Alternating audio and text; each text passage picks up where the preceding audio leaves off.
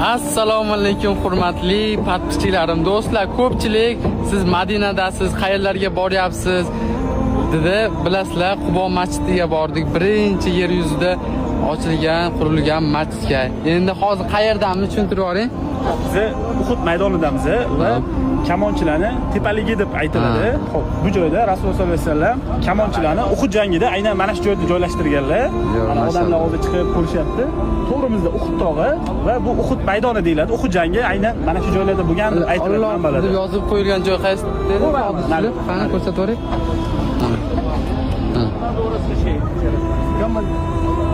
Ko'rasizlarmi? Xullas do'stlar, hammalaringga nasib qilsin, kelgandek bo'linglar ilohim do'stlar. Mana Bilolxon do'stimiz, oilam, ota-onam, akamiz. Xullas do'stlar, ziyorat qilib, hammalaring nomlaringdan duolar qilib yuribmiz do'stlar. Kuzatinglar.